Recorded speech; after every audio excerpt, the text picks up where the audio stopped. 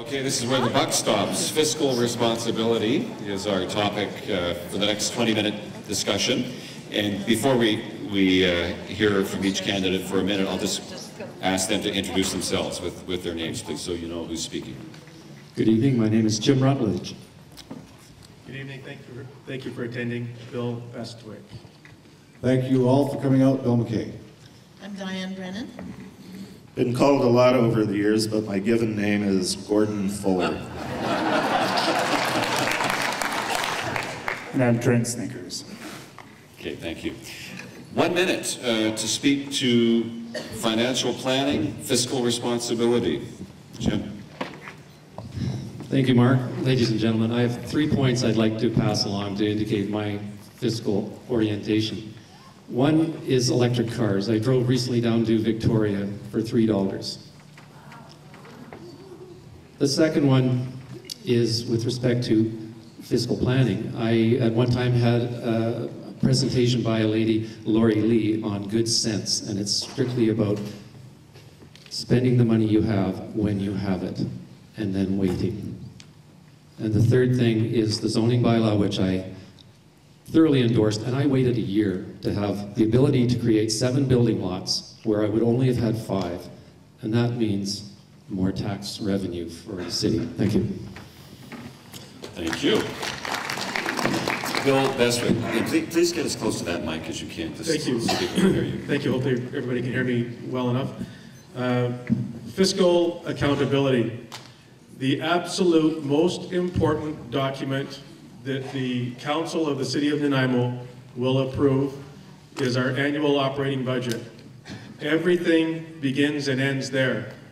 Without the opportunity now, at the beginning of a term, to do an independent core services review of how we spend our money, where we intend to spend our money over the next 5 to 10 years, and in particular, the year that we've just approved that budget for, right now is absolutely imperative for the success of the new council coming in. An independent core services review, independent. A zero-based budget examination alternative is equally as important for fiscal responsibility because it forces us to be very particular with every single line item in every single department. Everything doesn't have to go up 3% and 5% every year just because. Thank you. Bill McKay. I know that having been in government before, for 12 years in government service, I understand there's a different accountability regulations that govern government. As there are different rules and methods we use for determining the financial well-being of a corporation, as families use a different method again. However, there are some principles that stay the same. It's all about living within your means. The Canadian Federation of Independent Business suggests that municipalities across Canada are spending double the rate of inflation and double the population growth. We're being told in Nanaimo that we should expect tax increases of 25% over the next 5 years. The only way that we're going to be able to determine how we can save money is by doing an independent and full and complete core review. Thank you. Thank you. And just a reminder to turn off your phones, please. Thank you. Diane Brennan? Thank you. The budget of a city, I agree, is the most important document we work with in any time period, and we have to be certain that that budget is adequate to provide the services that people want. We need a service review that actually goes back to the people, that begins with the citizens of Nanaimo. We need to start calling people citizens, not necessarily just taxpayers. We need to canvass the citizens of this city and find out what's your vision. What are the services you want? And how would you like to see them provided? Only when that's done can we actually start to look at a budget and provide the services that you want. Because make no mistake, a simple core services review that simply looks at budget lines only identifies those services that a council wants to cut or that an independent person outside of this city recommends be cut. Thank you. Board Fuller. Sounds like a core review is a popular topic, and I am certainly in favor of that. As an advocate for social change, I've worked with boards and I've run nonprofits, and they are like mini corporations like the city. But as an advocate for social change, I also recognize that we need a strong business community, because if we don't have that, then the people I want to help won't be helped. So you need to look at things from all aspects and not do one thing above the other. When we look at the fiscal planning, we also have to look ahead to the future, okay? How are we gonna cut taxes? If we cut taxes, where is that gonna come from? How are we gonna bring more money into the corporation? One group that is seldom mentioned are First Nations, and First Nations will be major players once we, as a community, help them to get self-determination through the BC government and feds. Time for it. Thank you. Trent Snickers. I believe that we need to be, again, as mentioned, very efficient in the way that we're spending our tax dollars, whether that's through a core review process or some other process. We need to develop short-term and long-term strategies for planning our budgeting so that there's no surprises and we're not hit with large expenditures for capital projects that we didn't expect or didn't see coming. And nobody in this room wants to pay more taxes, but we all realize we need to have these capital or these infrastructure systems in place. And so, you know, it's a balance. It's really finding a balance between the two. And one other thing that I really want to mention that I fully support is the idea of participatory budgeting, where the community does get involved in the creation of the budget.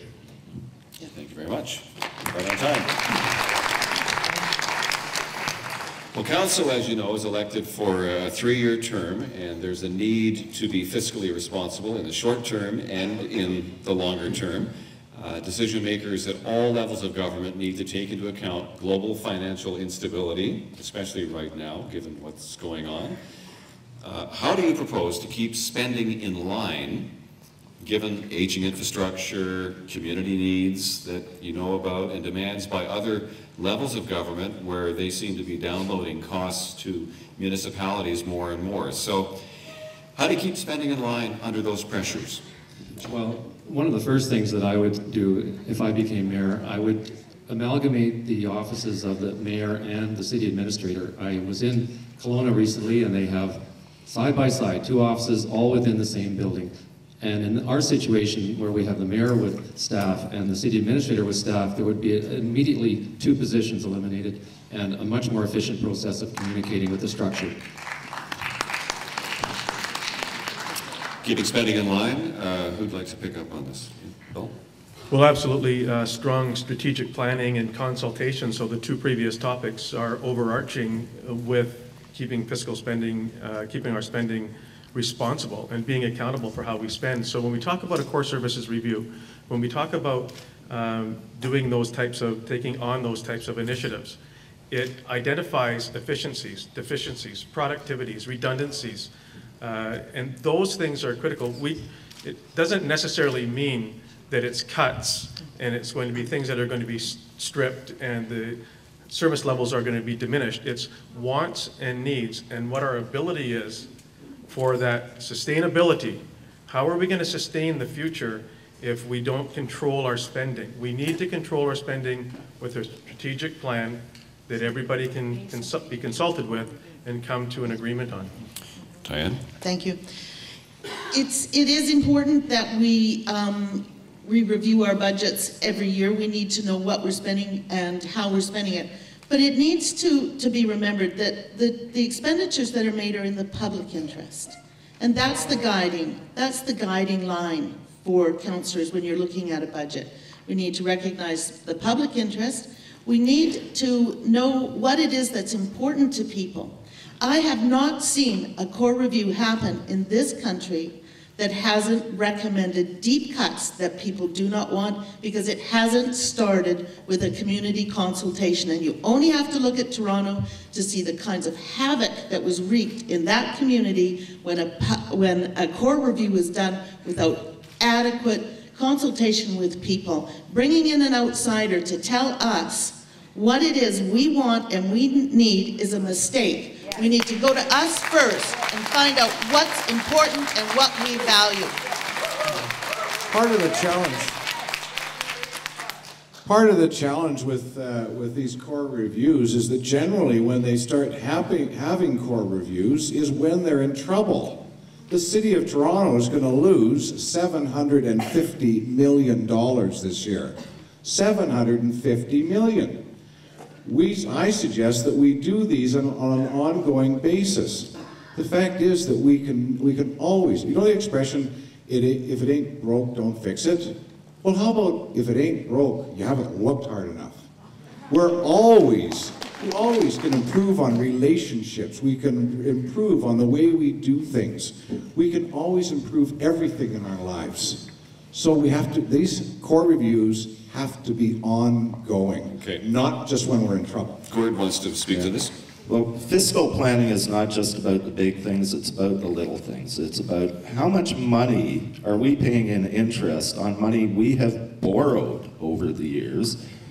And to a large degree, we borrowed it on the basis of the alternate approval process, which does not give citizens a lot of participation. Now, that's part of it. But you also need to look at the little things. How many people in this room have had an 8% raise this year? Wow, I'm doing better than Fred. No one. That's not a huge amount of money in the scheme of the millions that this is part of a corporation. But it's the little things like that that can be a slap in the face to the community as a whole when they see that happening. And we need to take control of that. Cost of living increases would be fine. You know, I haven't even had a cost of living increase in the past few years, but that's good enough.